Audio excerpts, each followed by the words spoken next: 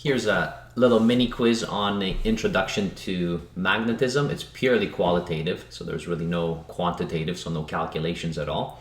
So just concepts, and let's try to see how we can understand this one. So it's broken down into some multiple choice, and I put up a link to the PDF as I normally do, so you'll find that in the description. You can download it, walk yourself through it. So for multiple choice, we'll try to pick the best answers, and then there's some also qualitative questions with regards to some magnetic fields. All right, so here is question number 1 for multiple choice. So it says magnetic fields, okay, cause, and gives us, so electrical force on electron, well, no electrical forces, magnetic forces, yes, okay, on electrons. So this one is a little bit tricky. So I guess if you have moving electrons, okay, so then those moving electrons will create another magnetic fields, and then you're going to have some forces in between, okay, but here's not enough information, so I won't pick that one. C, electrical force on magnets, and D, magnetic force on magnets. So yes, so definitely, so that happens, okay, so it's kind of the best choice we have. So that will be question 1. Question number 2, the force of attraction between magnets best follows, okay, so which one? So attraction between like poles and repulsion between unlike poles. Okay, so we have, that's not true, okay, so attraction between unlike poles, that's true, and repulsion between like poles, so that is true. All right, so there we go. Okay, so that would be kind of probably the best one. So no attractions, no repulsions. Okay, so the other ones won't work. Question number 3. So through Oersthad's principle, we know that, so that is when you have a current, okay, so when a current is flowing, we know that a magnetic field is going to get formed around it, and then we can use one of the right-hand rules to find out the direction of that magnetic field. Okay, so let's see which one is the best here. So magnetic field is formed around permanent magnets. Well, it is, but that's not due to the principle. An electric field is formed, no electric fields. So the electric current induces a magnetic field around it. Yes. Okay, so there we go. So that is, again, the best one here. Number 4, if a current flows out of the page, so in a wire, then the magnetic field forms around the wire. Okay, so in a counterclockwise direction, clockwise direction, straight line. All right, so well, so if it is the current which is flowing, now we'll assume, okay, so this is a little tricky. We'll assume that when it is stated the current is flowing, so we'll assume that this is the conventional current. Okay, so that's from positive to negative. So if you think of that, all right, so out of the page, so this would be out of the page within here, and therefore, so around this, you will have a magnetic field, and it is going to be, so through the right-hand rule, so this is, okay, in, you point the direction, okay, of your thumb, okay, so this is out of the page, and then you take your fingers as you're going through in, okay, and then you'll curl them around there. Okay, so this is going to be in the counterclockwise direction. All right, so this is what we'll have here. So in a counterclockwise direction, so not clockwise. Okay, number 5, when a current passes via a solenoid, okay, then a permanent magnet will exist. So not a permanent magnet. And so that will be, so that's not A. For B, a north pole will be created on both sides, so no. Okay, a south pole will be created on both sides, no. A north pole and a south pole will be created on opposite sides of the solenoid, so that is true. Okay, so we will pick this one. Okay, so that's for 5D. Let's keep going here. So 6, the right-hand rule can be applied to solenoids in the flow of current to find out the direction of. So this is the magnetic field, right? So the right-hand rule, okay, so this kind of tells us how the magnetic field is. So remember, you can curl your fingers in the direction of the current in the solenoid, and then the thumb is going to be sticking out. So that's the north pole that you have of the magnetic field, right? So that's what you have in there. So that is definitely a helpful one. Number 7, the right-hand rule can be applied to the motor principle. What is needed in order to correctly find the direction of the force? All right, so well, with the motor principle, so what we have is we have a current, and we also need a magnetic field, so an external magnetic field. And in that way, we will be able to figure out what the force will be, okay, and its actual direction.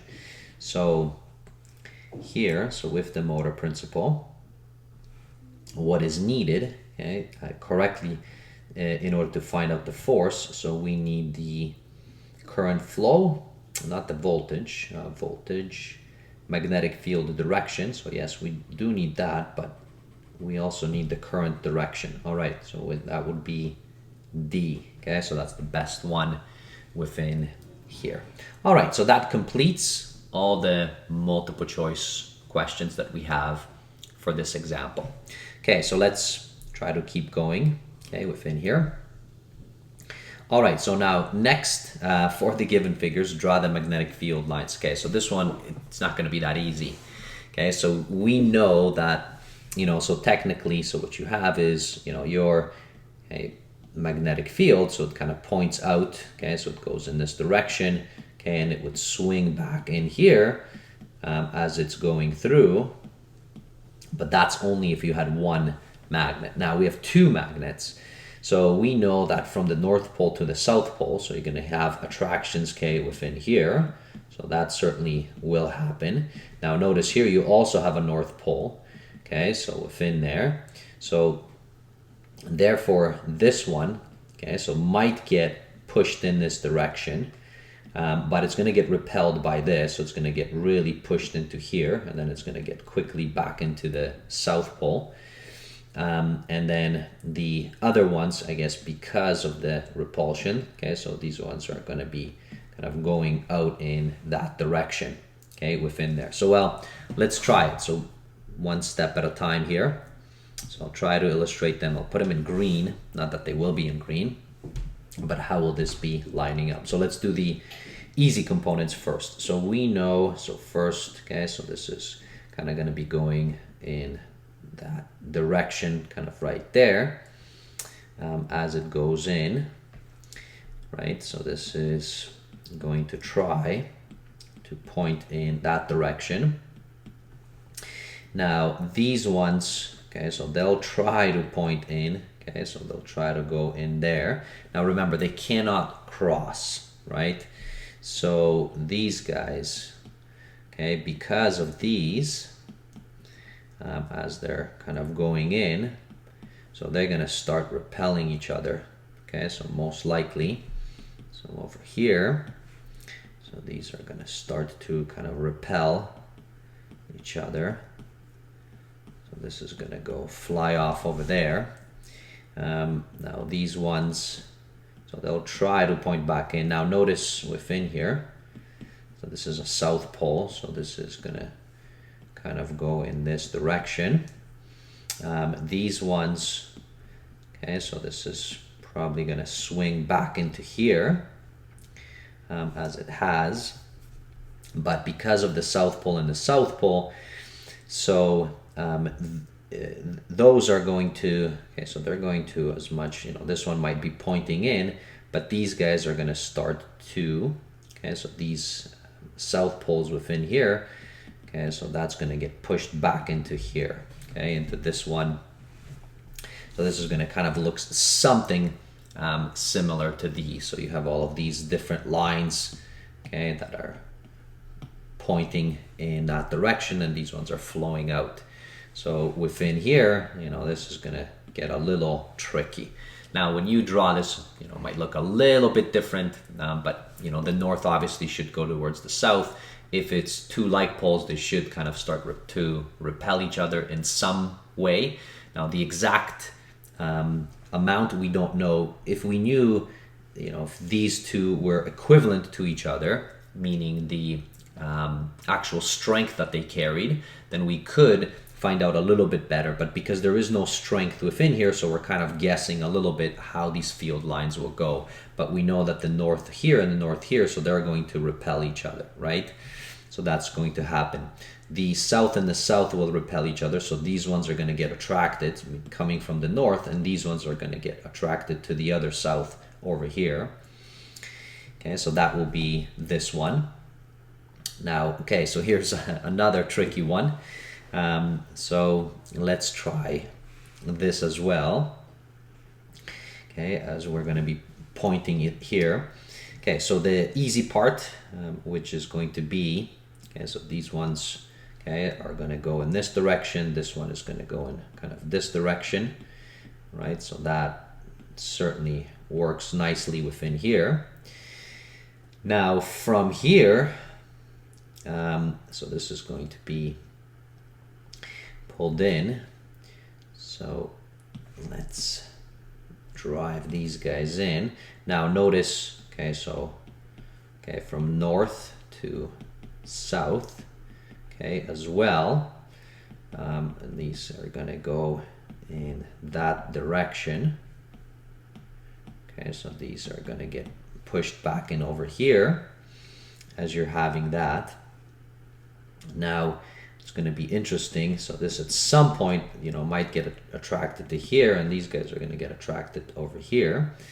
Now this, okay, also is going to swing in that direction. So this is going to get attracted into that direction over there at some point.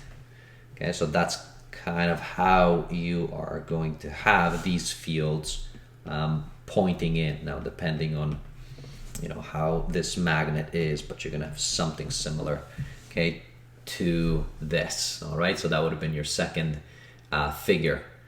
And so again, this is just testing you and your understanding, you know, so that the like ones will attract each other. Okay, so this one and this one, okay, and then this one and this one. So these all will be attracting each other. So that's why. Now it depends on the distance that you are away. If the attraction is stronger than, you know, the actual, so for example, if, as you're moving in here, notice that this north and this north will start to repel, and then this will start to attract, right? So that will start to point in that direction. All right, so that is the first question over here. Here is our second question. So for this one, so for the given figures, draw the magnetic field lines. So here we'll assume that in this diagram, it is the conventional current. So conventional current that is flowing out of the page. Okay, well, we know, so this is the Oersted's principle. So we will have, okay, so we know that there's going to be, so if it's flowing out of the page, okay, so this is going to be, now, by, you know, so very near to the current flowing out, you will have these field lines are going to be pretty dense, okay? But as you get further and further out, so they're going to become less dense. So that just means the strength of the magnetic field, right? So this is going to get kind of pushed back in. So I'm going to try to draw them a little bit further away. And this, of course, continues on in, you know, all the directions. Now, in this way, you know, so the direction, okay, in here, so it's going to be counterclockwise, so coming out, so this just curls back in, okay, in this direction. So that's your magnetic field for this one. Let's take a look here. Assume that in this diagram, it is the electrons that are flowing into the page. All right, so with the electrons flowing into the page, that means the conventional current is flowing out of the page. So that means that we're just going to repeat this. I'm going to duplicate it, and all I'm going to do, okay, is push it that way. Now notice the direction is going to be the same. Now if it was the conventional current, it actually would be in the clockwise direction, so going in this direction. But because they're telling us it's the electrons, they are actually going to be pushed back in the same direction as the one above. So that is it, okay, for this example. Here's example number 3. So it says, draw a wire connected to a battery in such a way that it wraps around the two cylinders, creating two solenoids. So when the current flows, where the left one has a north pole on the top and the right one has a north pole on the south, okay? So we have a north pole over here and a south pole over here. And so that means this is just testing us on understanding the solenoid and the right-hand rule with the solenoid. So in order to do this, if you ever run into something like this, so to create a solenoid, we know that we're gonna have to wrap a wire around this, right? So that's what I would recommend first. Okay, so let's try to wrap this wire around. So it's kind of wrapping around. Now it goes, around, and of course it just keeps looping and looping and looping, okay, all the way. Okay, so this wire just gets kind of wrapped. We don't know how many, but we'll draw several. Now the same thing happens on the other side. So this also gets wrapped, okay, all the way around. Okay, so the wire just keeps looping around all the way around the cylinder. And now the question is, all right, so if you wanted a north pole on the left-hand side, so in which direction should the current flow? Right, so that's what you should be asking yourself. So the current will be flowing in this direction, right? So if you're using your right-hand rule, so if you wrap your right-hand rule within here, okay, then you will notice in which direction your thumb is pointing. So if the south pole is on the top, that means the north pole is at the bottom. So that means this, okay, is actually looping in this direction, meaning the current, okay, is flowing in this direction. So now if you want to connect this to a battery, okay, so how you connect it, just use the conventional current.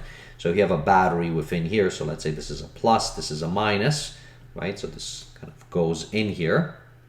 So that means that the current, so it is going in here and it is coming through here, right? Okay, so in that direction, so the way that we've looped it, the last loop over here, you can pull this back, this loop over here, all right, and then you'll have your current. So notice this is flowing in this direction, okay, and then it just continues on. Now in this way, you can continue this and you can start your loop, okay, within here, and then you can loop it around.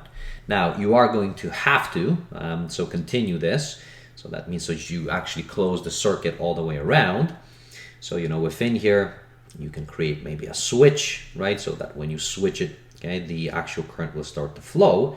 Now this, okay, within here, so it's going to, I'm going to actually do it like this. So you can see here, so it has to, okay, so the current would have been going here. If you close this switch, so the current would have continued on, okay, and then you would start to loop around in here. So it will loop, right, loop, loop, okay, and so on.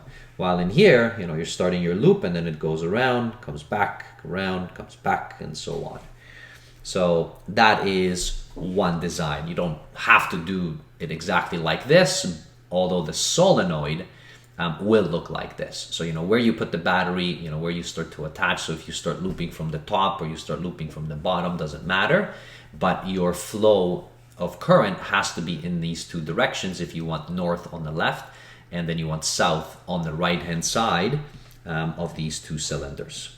All right, so that's what you would have needed, because what this would create is, so you would have, okay, so within here, so you would have been now creating this, and in this one, okay, so as you're going through, so this would have looked like that, right? Where you had your north and your south pole and your magnetic fields pointing in those directions. That is it for this example. All right, so here is the next question. So it says, draw the current, magnetic field vector, and the force vector directions on the provided 3D. All right, so we need current, we need the magnetic field vector, and then the force vector directions. All right, so what would we have? Now the force is going to be on the actual wire. Okay, so if you're looking at this, so notice, so if this goes from north to south, so this is, our magnetic field, okay, is going to be pointing in this direction, right? So this is how it looks like.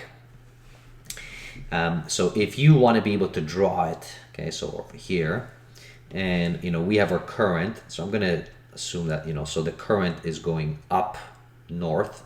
All right, so that's my current. Okay, so this is the current flowing, I. Magnetic field goes from left to right. So in this case, the magnetic field is going to be actually going in this direction right there.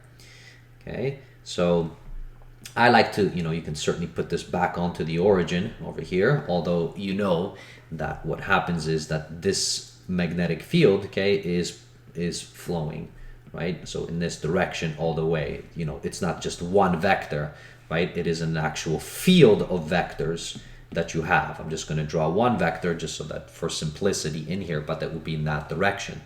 And now you would have to use your right-hand rule. So this goes from the current and it curls onto your magnetic field. So that means you're going to go from the current to the magnetic field. And then remember that your direction of the force is perpendicular to this. So that's going to be your thumb, okay, as you're going through. Okay, so what that would mean is that your actual force that you have in here would have been pointing in that direction. All right, that would have been your force. This would have been your magnetic vector, or one of them, okay, fields. So they're all going to be going in that direction. And this is going to be your current I. So there you have it. So that's a nice exercise of right-hand rules, various right-hand rules for all of these, okay, with regards to magnetic fields and forces, etc. So that is it for this example. Here's the last one that you have. So it says, so draw the force vector on all the blue points on the current carrying wire. So this is kind of like the DC motor that you have been learning with the motor principle on it. Okay, so we have just now multiple things, okay, within here.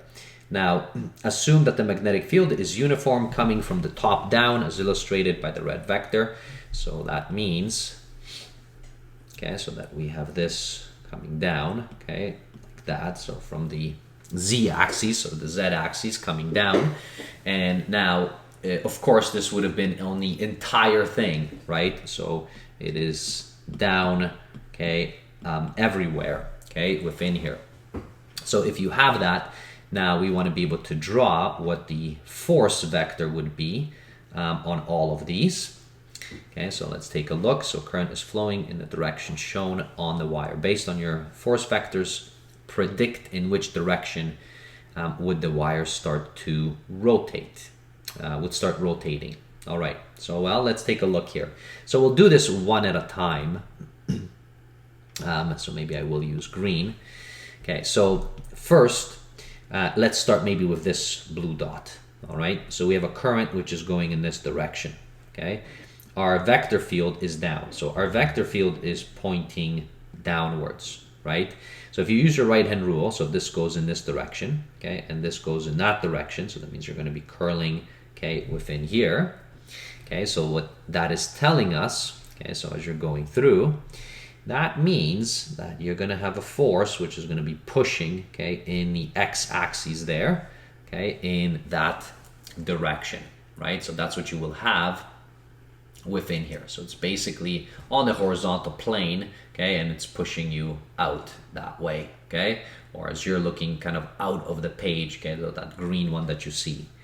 So what that also means is that this one will be in the same, because it has the same direction of the current, and then of course the same direction, the magnetic field doesn't change.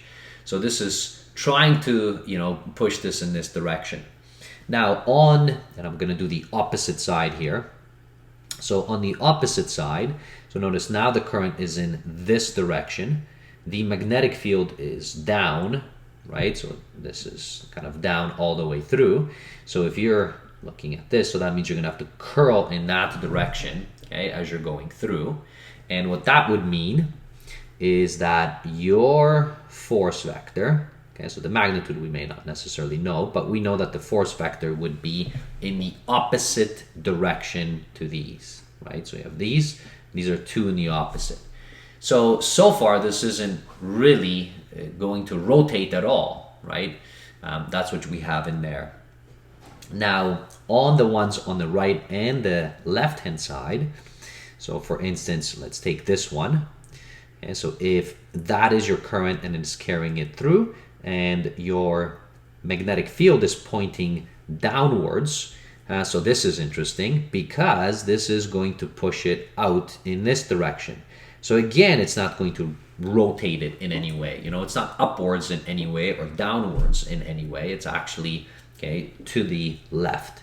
And therefore, you can convince yourself this one is going to be in the opposite direction as well. So notice that they're all kind of canceling each other out all the way around, and this isn't going to be rotating if it's just on a plane, okay? And the vector field is directly perpendicular to it. So that is what would happen in this situation. So this DC motor wouldn't even get us started, you know, unless we start to, you know, shift it over ourselves, and it's in a different position than just in a plane position.